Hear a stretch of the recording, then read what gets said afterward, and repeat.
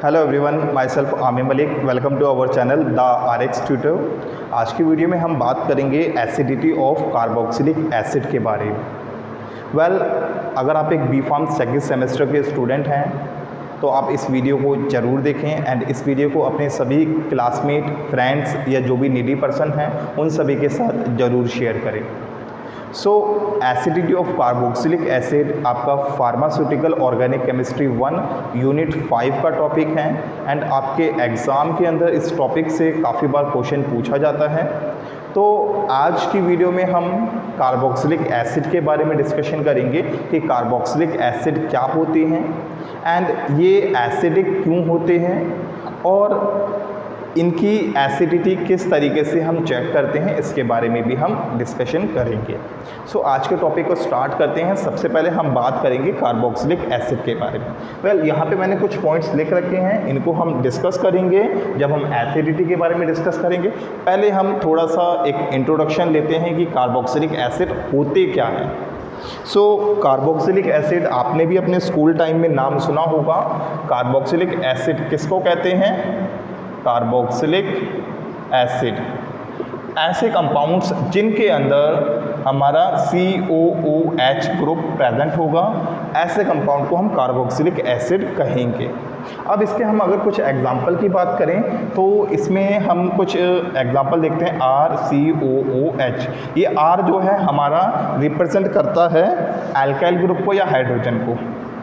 R जो है या तो हाइड्रोजन हो सकता है या कोई भी एक एल्काइल ग्रुप हो सकता है या कोई भी अराइल ग्रुप हो सकता है।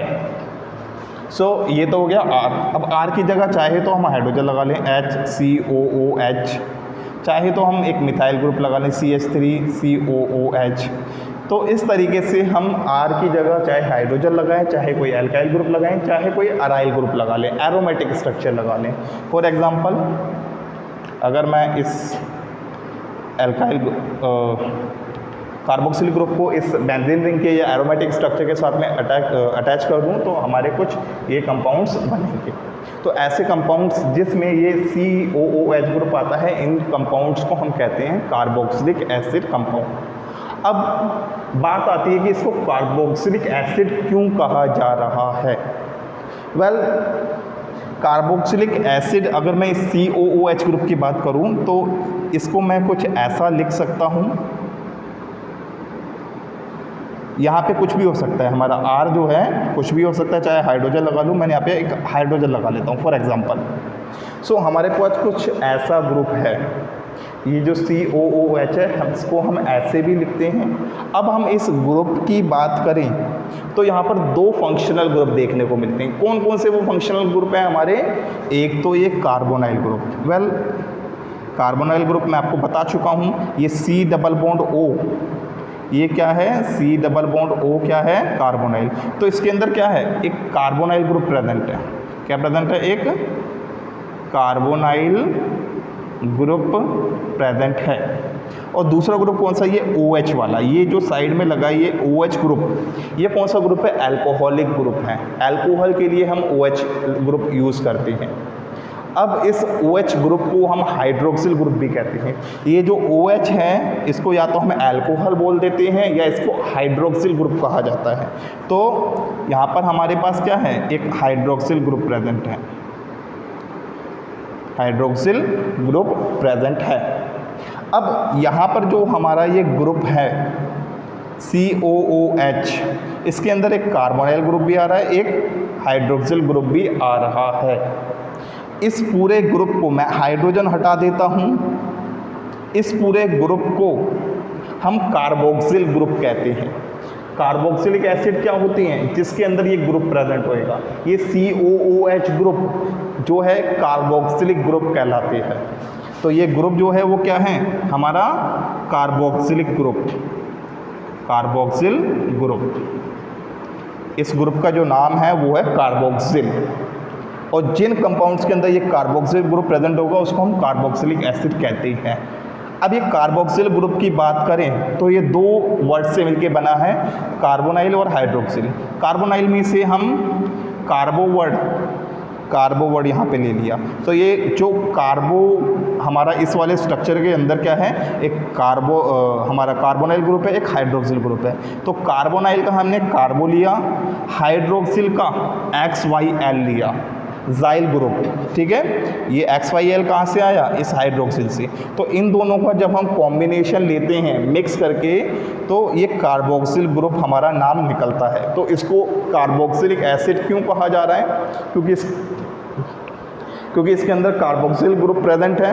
और कार्बोक्सिल ग्रुप का नाम कहाँ से आया, कार्बोनाइल और हाइड्रोक्सिल ग्रुप से। आई होप आपको ये चीज़ें समझ में आई होंगी कि कार्बोक्सिलिक एसिड क्या होते हैं एंड किस तरीके से इनका नाम कार्बोक्सिलिक एसिड रखा गया।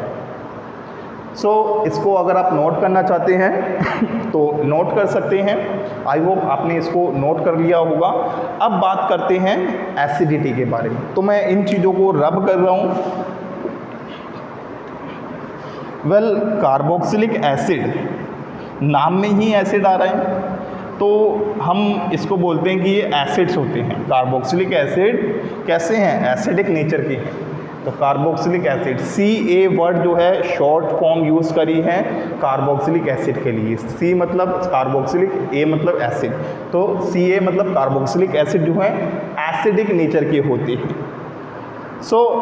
अब ये एसिडिक क्यों होता है, तो कई सारे हमने यहाँ पे पॉइंट्स लिख रखे हैं, इन पॉइंट्स को डिस्कस करते हैं। ये कार्बोक्सिलिक एसिड जो है वो क्या करते हैं, डोनेट करते हैं H+ आयन को। अगर हम बात करें RCOOH, तो ये क्या करेंगे, H+ आयन को डोनेट करेंगे, CO नेगेटिव प्लस H+। तो ये क्या कर रहे हैं, H+ आयन को डोनेट कर रहे हैं। अब according to Arrhenius theory of acid, H+ ion जो रिलीज़ करते हैं वो कैसे होते हैं, एसिडिक नेचर के होते हैं। या हम अगर ब्रोंस्टेड-लॉरी थ्योरी की भी बात करें, तो ब्रोंस्टेड-लॉरी थ्योरी क्या कहती है, ऐसे कंपाउंड्स जो प्रोटॉन को डोनेट करते हैं वो एसिडिक नेचर के होते हैं। तो कार्बोक्सिलिक एसिड क्या कर रहे हैं, प्रोटॉन को डोनेट कर रहे हैं। इसको H+ कह दो या प्रोटॉन कह दो, एक ही बात है, ठीक है। जो कंपाउंड प्रोटॉन को डोनेट कर रहा है वो कैसा होगा, एसिडिक नेचर का होगा। तो according to Arrhenius theory and Bronsted Lowry theory, carboxylic acid acidic होते हैं। क्यों होते हैं, ये H+ और प्रोटॉन को डोनेट कर रहे हैं। Next point, they form salt plus water when react with base.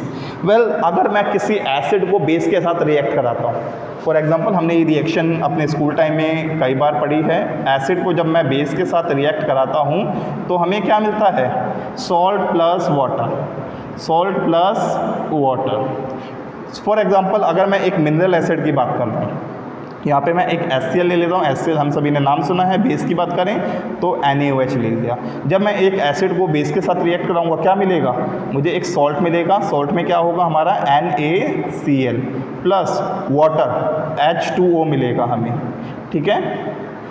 अब इसी तरीके से अगर मैं एक कार्बोक्सिलिक एसिड को रिएक्ट कराता हूँ बेस के साथ में, यहाँ पे मैं एक कार्बोक्सिलिक एसिड ले लेता हूँ, इसको अगर मैं बेस के साथ में रिएक्ट कराऊंगा तो क्या होगा, यहाँ से ये Na निकलेगा, इसके साथ में बाइंड करेगा, H निकलेगा, वाटर बनाएगा। तो हमारे पास क्या मिलेगा, एक सॉल्ट मिलेगा।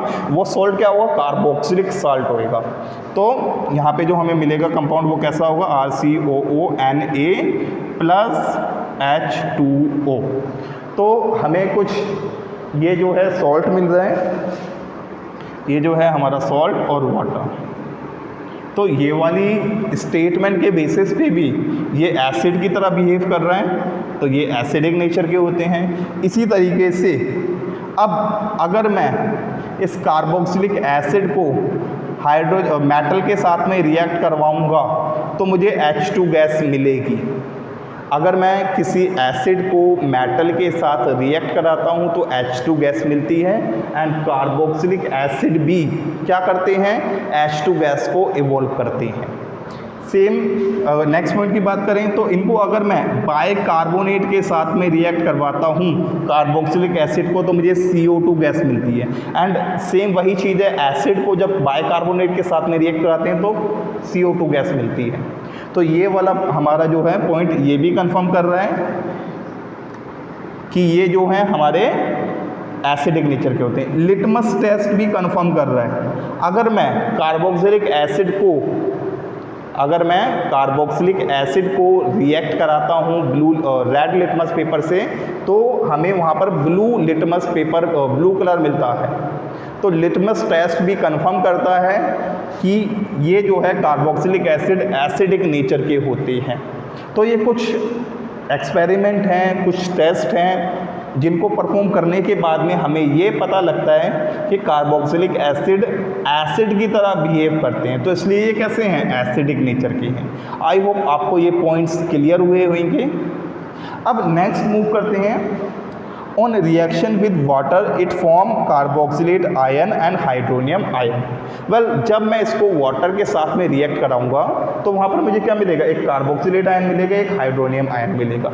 तो इसकी हम अगर रिएक्शन की बात करें तो मैं एक कार्बोक्सिलिक एसिड लेता हूँ RCOOH। इसको जब मैं वाटर के साथ में रिएक्ट कराता हूँ तो क्या होगा, एक हमें कार्बोक्सिलेट आयन मिलेगा RCOO negative plus H3O plus, हमें ये कंपाउंड फॉर्म होके मिलते हैं। तो यहाँ पर ये जो है हमारा कंपाउंड है, ये कार्बोक्सिलेट आयन है, और ये जो कंपाउंड है ये है हमारा हाइड्रोनियम आयन। सो ये जो है हमारा कार्बोक्सिलेट आयन है और ये हाइड्रोनियम आयन है, हाइड्रोनियम आयन। वेल, थोड़ा सा स्पेलिंग हो सकती हैं, आप यहाँ से इधर देख सकते हैं। ये कार्बोक्सिलेट आयन ये वाला फॉर्म हुआ है, हाइड्रोनियम आयन ये वाला फॉर्म हुआ है। ठीक है। अब जब ये एसिडिक कंपाउंड H+ आयन को रिलीज करेगा तो क्या करेगा, कार्बोक्सिलेट आयन बनाएगा। हम इस रिएक्शन में देख पा रहे हैं ये कार्बोक्सिलिक एसिड है, इसने H हटाया, जो कंपाउंड मिलेगा वो क्या मिलेगा, कार्बोक्सिलेट आयन मिलेगा। अब ये कार्बोक्सिलेट आयन जो है वो स्टेबल होते हैं। Carboxylic acid are stable due to resonance stabilized carboxylate ion. So ये जो कार्बोक्सिलेट आयन बन रहा है वो कैसा है, स्टेबल है। क्यों स्टेबल है, रेजोनेंस की वजह से। वेल, इस कार्बोक्सिलेट आयन के अंदर रेजोनेंस होता है, अभी इसको भी हम डिस्कस करेंगे। पहले मैं इसको रब कर देता हूँ, आप इसको नोट करना चाहते हैं तो नोट कर सकते हैं, इसका स्क्रीनशॉट लेना चाहते हैं तो स्क्रीनशॉट ले लीजिए। आई होप आपने इसका स्क्रीनशॉट या इसको नोट कर लिया होगा। तो मैं इस चीज़ को रब कर देता हूँ।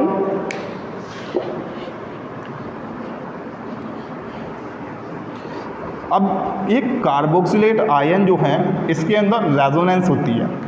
रेजोनेंस किस तरीके से होती है पहले तो हम वो देखेंगे, और उस रेजोनेंस की वजह से स्टेबिलिटी कैसे आ रही है उसके बारे में भी हम देखेंगे।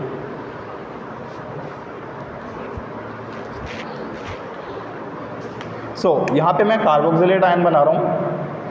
अब ये कार्बोक्सिलेट आयन को क्या मैं इस फॉर्म में लिख सकता हूँ, RCOO नेगेटिव। जो कार्बोक्सिलेट आयन हमने बनाया था अभी नीचे रिएक्शन के अंदर, सेम वही मैंने कार्बोक्सिलेट आयन लिखा है। अब ये जो है स्टेबल है। क्यों स्टेबल है पहले तो इसके बारे में जानते हैं। ठीक है, मान के चलो इसको हम स्टार्टिंग से ही डिस्कस करते हैं। ये है, अब ये वाला कंपाउंड क्या करेगा, H+ आयन को रिलीज़ करेगा। H+ आयन जब रिलीज़ होएगा तो H+ इधर आ जाएगा और O नेगेटिव आ जाएगा, हमें ये कंपाउंड मिलेगा। जब carboxylic acid H+ ion release करेंगे तो कार्बोक्सिलेट आयन और H+ आयन मिलेंगे। अब एक कंडीशन ये भी हो सकती है कि ये जो H+ आयन है, ये H+ आयन इस ऑक्सीजन से दोबारा बाइंड कर सकता है। फॉर एग्ज़ाम्पल RCOOH, ये जब ब्रेक होगा तो हमें कुछ ऐसा कंपाउंड मिलेगा RCOO नेगेटिव प्लस H+। अब ये जो हाइड्रोजन है इस ऑक्सीजन से दोबारा बाइंड कर सकता है। क्यों कर सकता है, ऑक्सीजन के ऊपर अभी भी इलेक्ट्रॉन्स अवेलेबल हैं। अब ये जो ऑक्सीजन के ऊपर इलेक्ट्रॉन्स अवेलेबल हैं जिसकी वजह से हाइड्रोजन दोबारा अगर बाइंड कर जाएगा, और हाइड्रोजन दोबारा जब बाइंड कर जाएगा तो सेम क्या होगा, ये हमारा नॉन आयनिक फॉर्म में आ जाएगा। तो ये H+ अलग करेंगे, फिर दोबारा इसी स्टेट में आ जाएगा। फिर दोबारा क्या होगा, ये ब्रेक होएगा, इस पार्ट में आएगा, फिर ये दोबारा आपस में बाइंड करेंगे तो ये इसमें कन्वर्ट हो जाएगा। तो H+ आयन बाइंड कर सकता है, बट होता क्या है कि यहाँ पर एक ऑक्सीजन है जो सिंगल बॉन्डेड कार्बन के साथ बाइंड है और नेगेटिव चार्ज यहाँ पर है। मैं इसको रब कर देता हूँ जस्ट फॉर कि हम इस चीज़ को आगे फर्दर डिस्कस कर सकें। तो मेन चीज़ ये है कि ये जो हाइड्रोजन आयन है दोबारा बाइंड कर सकता है। क्यों कर सकता है? ऑक्सीजन के पास इलेक्ट्रॉन्स हैं, बट ये ऑक्सीजन क्या करता है, ऑक्सीजन क्या करेगा, इस नेगेटिव चार्ज को इस वाले ऑक्सीजन के ऊपर ट्रांसफ़र करेगा, ठीक है, और ये डबल बॉन्ड यहाँ शिफ्ट होएगा। तो क्या होगा, ध्यान से देखना, ये जो नेगेटिव चार्ज है ये इस वाले ऑक्सीजन के ऊपर ट्रांसफ़र हो जाएगा और ये डबल बॉन्ड जो है यहाँ पर ट्रांसफ़र हो जाएगा। तो इसको कैसे हम देखेंगे, नेक्स्ट स्ट्रक्चर देखते हैं हम इसको। तो हमें कुछ ऐसा देखने को मिलेगा, RCO negative double bond O। तो इस तरीके से जो है हमारा ये जो कंपाउंड था, इस कंपाउंड के अंदर O के ऊपर नेगेटिव चार्ज था, इस वाले के अंदर वो नेगेटिव चार्ज ऊपर वाले ऑक्सीजन के ऊपर ट्रांसफ़र हो गया। बट हाइड्रोजन जो है वो तो अभी यहीं का यहीं है, H+ आयन, ये इससे बाइंड करने की सोच रहा था, ये हाइड्रोजन आयन इस वाले ऑक्सीजन से बाइंड करने की सोच रहा था, बट उसने क्या करा, रेजोनेंस की वजह से चार्ज को यहाँ भेज दिया। अब हाइड्रोजन तो यहीं पे ही है, हाइड्रोजन मूव करके जाएगा यहाँ पर, तो उस कंडीशन में क्या होगा, ऑक्सीजन दोबारा इस वाले ऑक्सीजन के ऊपर नेगेटिव चार्ज ट्रांसफ़र करेगा, जिसकी वजह से क्या हो रहा है, यहाँ पर रेजोनेंस हो रही है। रेजोनेंस में क्या हो रहा है, यहाँ पर इलेक्ट्रॉन्स की मूवमेंट हो रही है, इलेक्ट्रॉन्स एक ऑक्सीजन से दूसरे ऑक्सीजन पे जा रहे हैं और डबल बॉन्ड की शिफ्टिंग हो रही है। रेजोनेंस के अंदर क्या होता है, इलेक्ट्रॉन्स और डबल बॉन्ड की शिफ्टिंग होती है। तो वही चीज़ हमें यहाँ पर देखने को मिल रही है, जिसकी वजह से हाइड्रोजन कभी तो इस ऑक्सीजन से बाइंड करने जाता है तो वो यहाँ पर नेगेटिव चार्ज पहुँचा देगा।